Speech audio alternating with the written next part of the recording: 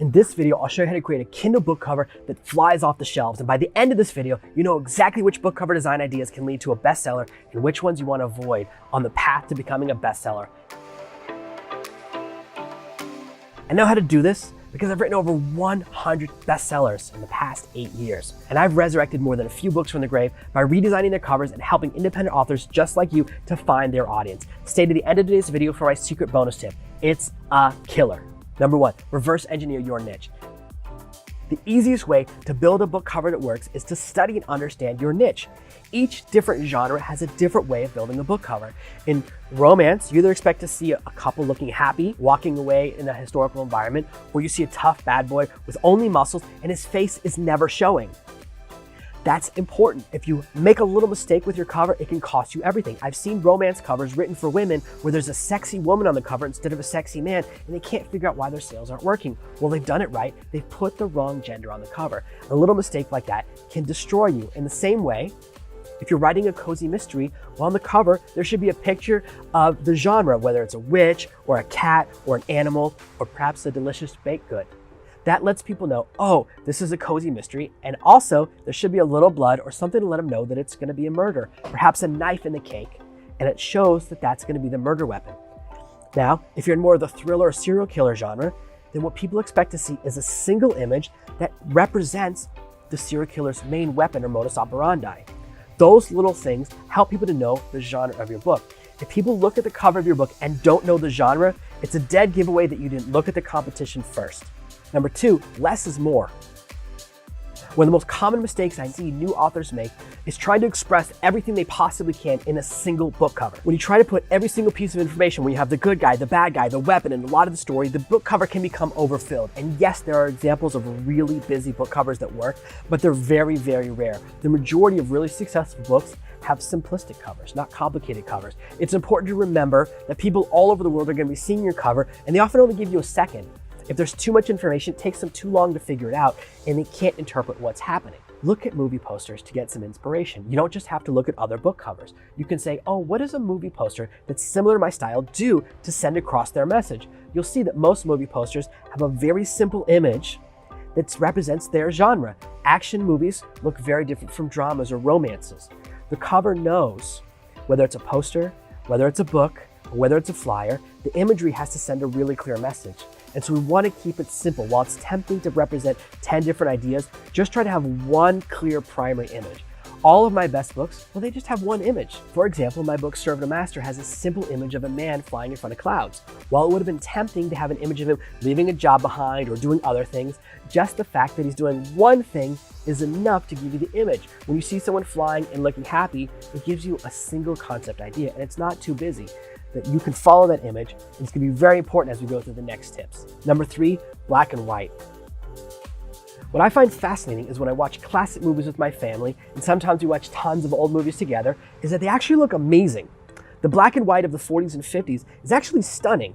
They used amazing film, it came across really well, and it's crystal clear. It just happens to not have color in it. And that's important because guess what? Most Kindle devices, well, they're black and white. So a huge percent of your audience will never see what your book cover looks like in color. And in fact, 90% of the books I read, I purchase or download directly to my Kindle device. And that means I have no idea what those covers look like in color.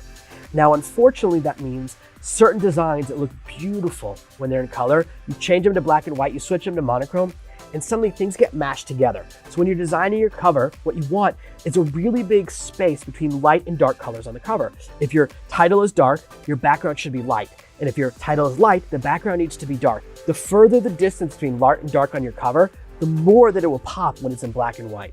Number 4, test it small. Most people who see your book cover will not see it full size. While all of my books are 5 by 8 inches or even 6 by 9 inches in real life, I've never seen the covers that big.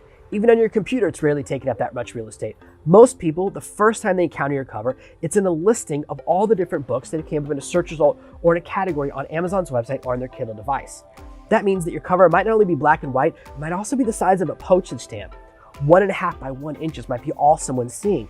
So when you're testing your cover, you want to make sure it looks great small because guess what? That's how tons of people encounter it for the first time. And even though after they click on your profile or click on the book description, it gets big, they had to see it small first. And that's why we want to have a really simple, minimalistic cover with a single idea. Because when we squeeze it together, all those things that looked amazing when your book was large, they become mushy and confusing, and it's hard for people to understand what your cover's about when it's all squeezed and small. That's why we want to keep that in mind as we're designing our cover. And that leads us to tip number 5. Your book cover should distill down to a single word. When someone's looking at your cover, they should have a single word, concept, or idea that comes to mind before they even read the cover of your book. And that means when someone sees your book, imagine they see the cover with no words on it. There's no author name, there's no description, there's no title, there's no subtitle, there's no series. Will they know the genre, and will a single idea come to mind? Think about really great book covers. If there's a picture of a child riding a dragon, you know what that book's gonna be about. If there's a picture of a robot fighting another robot with a sword, you have a pretty good idea. You know, if you've been following me for a while, then I mostly read Space Marine books. So when I see someone looking like they're about to fight an alien in futuristic space armor and they're holding a laser gun, I know that's my genre and I'm gonna read it. That's how you send across a clear message. And that's why we want to follow the conventions of your genre, because many people, the first time they see your cover, the text is too small or they're scanning through and they're just seeing that image. So try to create a single image and a single idea. Now that can be cozy murder, that can be comedy, that can be space station, whatever it is, create a really simple idea. That's why the cover of Serve No Master, well, it's a simple idea. It's someone flying and looking like freedom. And a great example of this going wrong is the cover of my book, Control Your Fate, which I had to change. For a long time, it was a fist holding in the air, holding a pencil to represent finding freedom through authorship. Guess what? All people saw was Soviet, and that book sold terribly. Now, the colors and the design match Serve No Master, and it reminds people of the idea of the sword and the stone, of pulling the sword out and finding your destiny and taking control of your fate. And it sells a lot better. So sometimes changing the image can make a huge difference and help people to connect with that one word idea. Now today's bonus tip is to model your cover on something that works. Find a book that you really, really like that's selling really, really well, even if it's in a different genre, and send it to your designer or use it as the template for your designs. That's the exact reason that when I put together over 100 custom templates that you can model to build your book covers, they're all based on bestsellers that are already out there. You don't have to reinvent the wheel. You don't have to come up with a brand new idea. Look at something that's already working and just create your own spin on it. Change the colors a little bit, change the middle image, change the book title, and guess what? It's totally original. That's all it takes to create an amazing cover. You don't have to start from scratch. That's a classic mistake. Whether you start by modeling on someone else's design or use one of the templates that I have in the Ultimate Cover Collection, whatever you do, start from something that's already working. Never feel the need to reinvent the wheel. I promise that's how you can get an amazing book cover. If you found this video useful, make sure to grab my free guide, 10 Secrets to Becoming a Bestseller at servethemaster.com/10. And hit the like button below if you enjoyed this video, comment below, and share a link to your new book cover so that I can check it out. And be sure to subscribe for new videos every single week from me, Jonathan at Serve No Master.